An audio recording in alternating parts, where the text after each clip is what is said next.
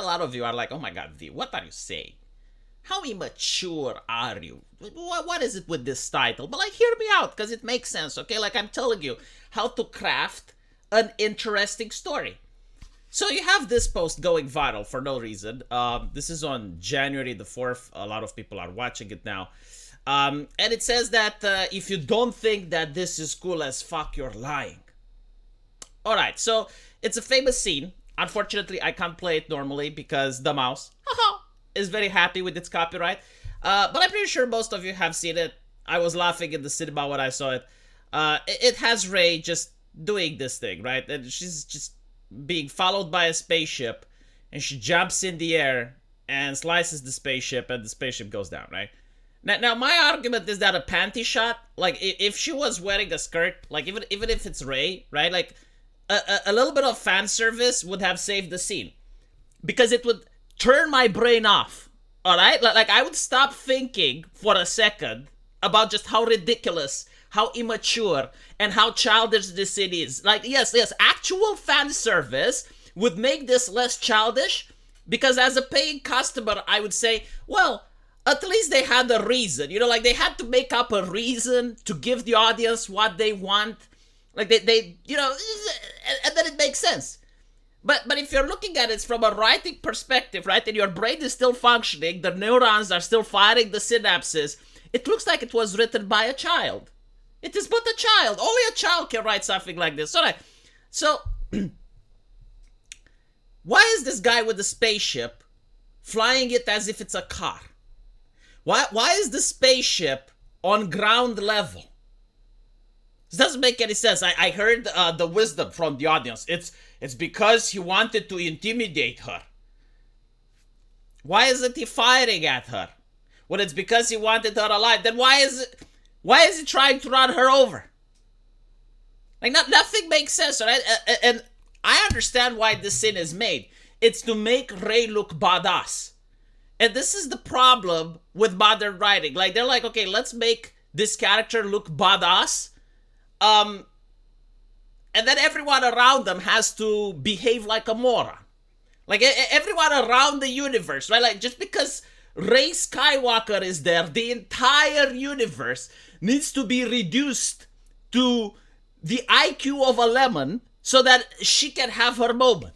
So, for some reason, people in spaceships, they don't just come out of the sky blasting, you know, they have to fly on ground level, that they have to drive at a speed which is to allow her to do this maneuver, right? Like you have these things that can go at light speed, so you have to make them go slower so that she can do this jump, so that it makes sense. And again, like a panty shot would have actually saved the scene. I don't care if it's Rey panties, okay? Like most men would just, brain turns off, and you're like, all right, well, now I get it. Now I understand. They're afraid of the fan service. They are terrified. It is an American horror nowadays. It is the thing that scares. Like if you have a woman in a movie that is not morbidly obese, that is not a massive corporeal manifestation, or she doesn't have some form of disfigurement or anything like that, and you show her on screen, they freak out. It's like the worst thing imaginable. Again, I know that I sound ridiculous, but take into account that I did grow up in the 90s. We had boobies on the screen, right? Starship Troopers, do you guys remember that? It has actual tits. I was watching it with my father, and I was but a child at the time. But it was presented in such a way that made sense, right? Like they wanted to show a message. They snuck in a little bit of fan service there, like the message was that in the future, men and women share the same bathrooms. Very visionary, by the way. But I didn't die, you know, like it didn't kill me. It wasn't sexual either. But what I'm trying to say is that there were other shows like Game of Thrones or Spartacus that were for teenagers and up, like 17 and up. And they weren't afraid to display that. But like in Star Wars, they're thinking that, okay, fan service is immature, but they're making like scenes that are written by someone that I would think is but a child. Like if a kindergartner was asked to write Star Wars, this is what I expect them to write. Nothing has to make sense. Nothing has to fit. Like the only way you can enjoy this is if you're on drugs or your brain shuts off. So just at this point, just put the fan service. Just do it. You know, do what anime does. And it doesn't have to be sexual, okay? It doesn't have to be Spartacus. But just show a little bit of an ass jiggle. Just do something, you know, just turn off the audience brain, because this is what you expect. It's the only way you can enjoy this movie anyway. I wonder, because like they're making a new Star Wars, and I have a video coming up tomorrow with the activist who is making the Star Wars, and like she wants men to feel uncomfortable. I mean, she says the kookiest things, and I wonder like how many new YouTube careers are going to be born because of the new Star Wars. Like, I'm going to have some serious competition here. There are going to be people that are going to become millionaires overnight just criticizing Star Wars, because at this point, this is what the market wants.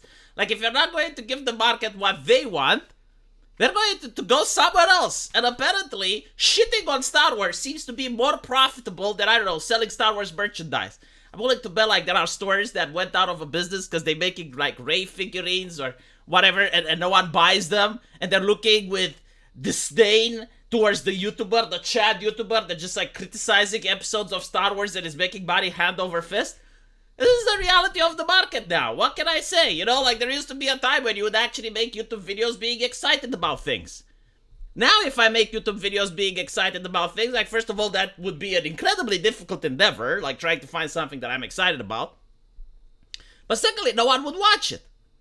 Like, no one would watch it. That's the main problem, you know? This is what the left doesn't understand. They think that the content creator is puppeteering the market. And I get to make videos and force you guys to watch. But in reality, you guys decide what you want to watch. If I make a video and I see it's popular, I make more of that content. If I make a video and I see that no one watches, well, I try to find something else that I'm interested in, and hopefully you guys are too. Star Wars seems to be something that not a lot of people like. Like, you have like this individual that tried to say, oh, this is so cool, like look at the special effect, look at what Rey is doing. And I'm looking at him being burned in the comment section and getting ratio. That is true, you know, like the main problem is that this is how Hollywood writers create now. They're like, okay, well, we need a scene to make Rey look cool. How do we fit that in? Does it make sense? No, it doesn't. Like, make everyone retarded so that she looks cool. You know, like when you watch One Punch Man and One Punch Man beats everyone, like the villain is still trying to win. The villain in One Punch Man is still thinking as if they're doing everything required so that they win. It's just that Saitama is stopping them. Here, it seems that the villain just is doing literally everything possible to make Rey look cool. And this is why it's a problem. And I noticed this with modern writing, by the way. Yeah, like for instance, back in the day when you would watch like a cool, you know, show with let's say, a hitman, right? And he would have to assassinate some people at a hotel. Like you have Agent 47. He's got to do an assassination. Well, he would probably book a room one day in advance, make some holes in the wall, like try to, you know, surveil the area, see all the exits, see all the entrances, right? Do a little bit of a research, and then peek through the hole. And as the person is like lying in the bed in the other room, he would use a silencer, and he would know exactly where to fire in order to get it, right? Nowadays, you would probably have like Agent 47, which would be a small Asian woman, or, you know, like whatever, gender swap, race swap, because it's required, otherwise you don't get your movie greenlit. And they would find like some air vent that takes them into the hotel room, and in the hotel room, they would fall down literally in the room where the assassination has to take place. And he would tell the person that they've already gotten assassinated because they managed to poison their drink in the airplane 4 days ago. And now they're just there to watch. But the person would say, no, actually, hold on. I have the antidote. I already took it. And then they would shoot Agent 47 and remove the mask and prove that they were Agent 47 all along. Like, this is how they're writing stuff now, you know? Doesn't make any sense. It's just like, oh, it looks cool. I guess, you know, there's some special effects, which even those are starting to appear worse and worse if you have seen any of the previous Marvel movies. And it is what it is, you know, like, I guess they're wondering, why do people watch anime? Why is fan service so cool? Because at least anime understands that if they want to do a scene where the audience brains turn off, they show a little bit of a panty shot and that's it. A little bit of a cleavage, right? And at least the person doesn't feel like they've been robbed of their money or time. It's like, well, there wasn't any interesting plot, but I got some titillation out of it. I mean, it was entertaining. Sure, why not? You don't even get that in Hollywood. Let me know what you guys think, and as usual, I will see you in the comment section. Take care.